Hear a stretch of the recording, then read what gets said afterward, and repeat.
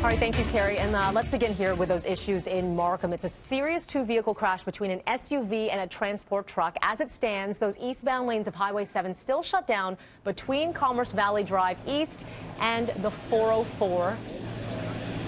Okay, a live look at the scene right now. Crews still working to clean up a part of the spill. Now, police do expect this roadway to be closed for at least another hour. So what happened? Well, the crash happened around 3:30 this morning. Two people in the SUV taken to hospital. Their injuries may be serious. It is unclear right now the extent. Speed may have been a factor in this one. We'll continue to work on details on this investigation, as well as to see how long this closure will be on the go. 6:33 right now, and here's a question for you. Would you keep working if you won the lottery? Maybe a $60 million Lotto Max prize would convince you to retire. Our Tammy Sutherland live at Union Station, where a lot of folks are heading to work this morning. It's an interesting question. I'm going to guess, Tammy, people, it depends on what they do. I'm just trying to be optimistic here. I don't know. Would they quit? Right.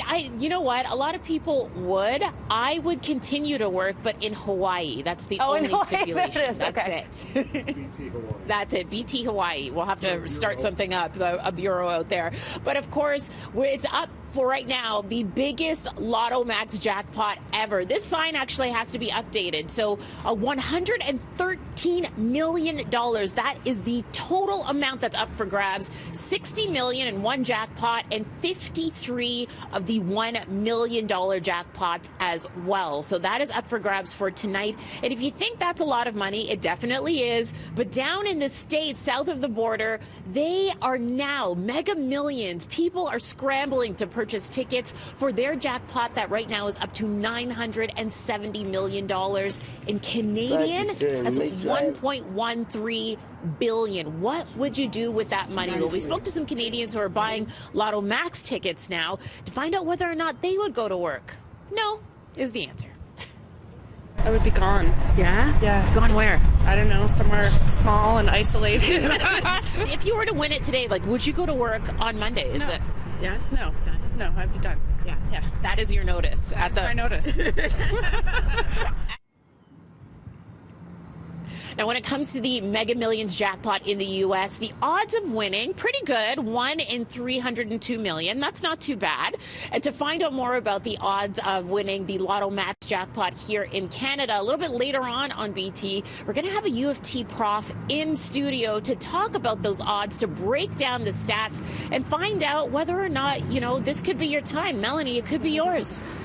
But I love it here. I would never leave, Tam. Oh, that's good. You know what? You're a loyal employee. But I'll join you in BT Hawaii. So there's that. Thank you. Okay. Thank you. Talk to you in just a bit, Tim. Well, heads up if you have a flight booked on WestJet's new low-cost airline Swoop.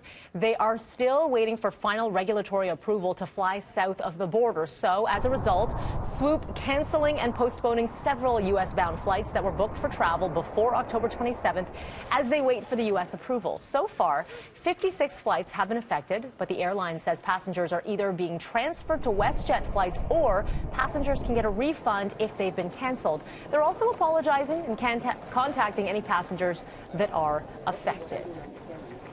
All right, something to keep in mind if you're out and about this weekend. Line 1 between St. Clair West and Spadina stations on Saturday. It is set to open at noon, so a late opening here. Shuttle buses will be running between the stations until it opens.